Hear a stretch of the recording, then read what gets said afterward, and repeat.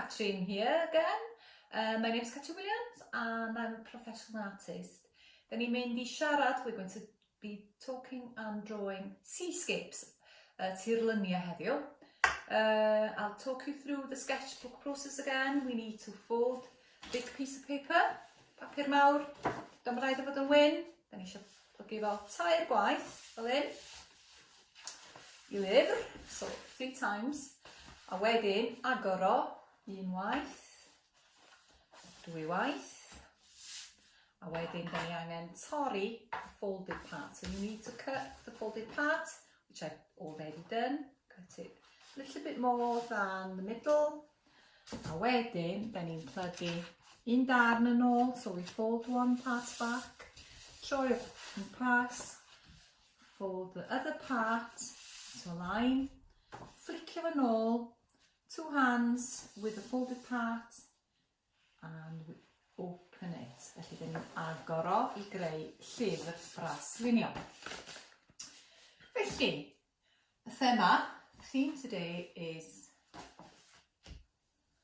landscape or looking down on the sea. I have been working on a drawing that I do when looking down on Pwllheli, pier, beach. And what I do is I start maybe by concentrating on the houses. I use a thin B pen, pencil, I just wneud yr amlinelliad to do the outline, and maybe then for the shading of the roof, the way the light comes in on it, I would start doing that a lot. So I would bring all the outline of the houses I see in Pwllheli. So I'm looking out of the window, uwchben Pwllheli, a dyma'r tirlun dwi'n tueddu weld. Mae gennych chi'r consciousness, we've got the roofing, we've got the house, we've got the windows. A da chi just yn edrych ar y siapiau sgwar, a da ni'n gallu just dilyn y siapiau fath o jigsaw. A wedyn da ni'n mynd i'r iard cychod, so I start to see the boats in the distance, so you fill in that boat, the sails. A wedyn da ni just yn cario ymlaen I wneud yr amlinelliad hefo pensel eitha cry. Da chi'n gallu just gweld yr amlinelliadau. Hina ydy'r positive shapes. So you're looking at the shapes in between things. And then, da chi'n gweld y môr yn y cefndir. So you're looking at the sea. And then the landscape, the clouds that you would see. A da chi'n dal I adeiladu yna, dwi'n dal yn gweld mwy o gychod hwylio. You see the yacht taking place, ready to go out on the sea. A wedyn mae gennych chi cychod llai, little boats. A wedyn ydych chi'n dal yn darlunio, neud y siapiau. Ac yn ymlaen, ac yn ymlaen. Dwi'n defnyddio pensel y tro yma, a wedyn ydych chi'n gallu dechrau rhoi cysgod, y siapiau, a marciau rhwng y siapiau. So you're working on the bits in between the positive shapes. A mae gen I un nes I wneud yn gynt. Dyma fo. Dyma un nes I wneud yn defnyddio math o beiros. Wel, digwydd bod y pethau oedd gen I digwydd bod yn fy mag.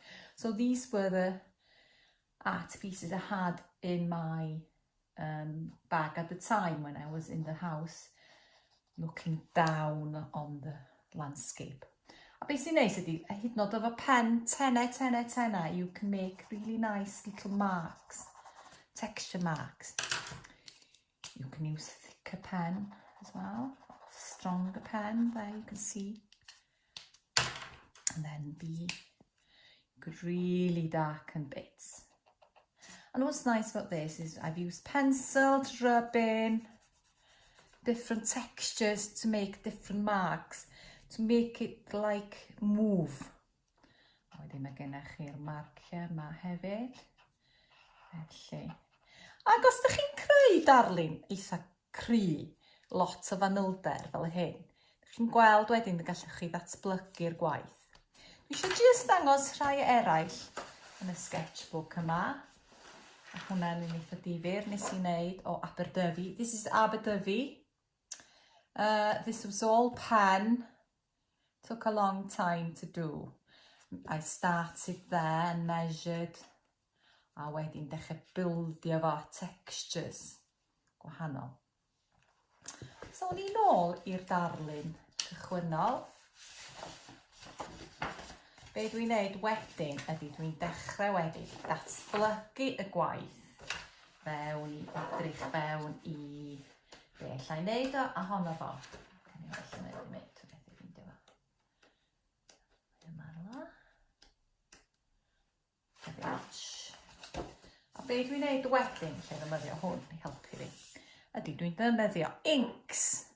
A tro ma, this time I've just chosen blue colours, green and purple. Just to see if I can work with just using those colours.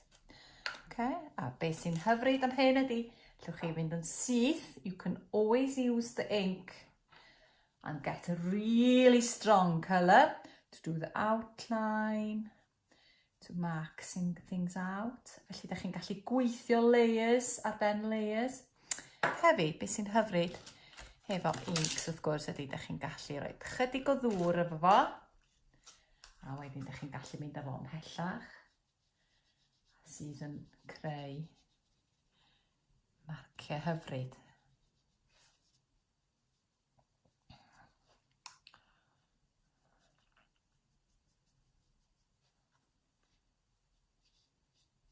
A gallwch chi weithio hefo ink gwyrdd yn yr un broses. Na i ddangos i chi chydig o ink piws. So you can use really strong colours if you want. Or you can tone it down with water. And it's quite nice to mix the colours up as well. Okay, so you're building up the layers again. And sometimes it's quite nice to have really, really strong colours. Felly mae'r lliwiau cry yn creu marciau. Llwch chi adael o sychu a wedyn mynd yn ôl arno fo. As well as that, it's quite interesting i roi pasteli. It's quite good to put on, not on all of it, just to build some texture. Efo'r pasteli yma, a wedyn wrth gwrs da chi'n gallu rhoi dŵr arnyn nhw. You can mix the colours up a bit more and layer it up. Build up again. Sometimes I would not be happy with this colour and I'd quite like to put some black in as well, if you want to. You don't have to. I could be black pencil as well. So I like to use mixed media.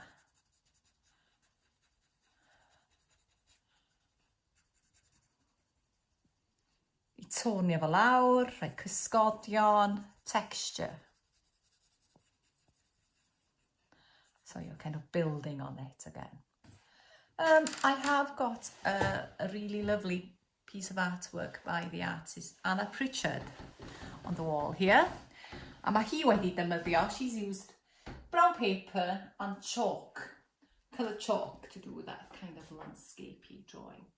And she's built it with, I think she did the line, the drawing here by using black ink and some paint, but then she's used chalk as well to do the texture and to build the water to make it flowing. So mae yna symudiad yn y gwaith.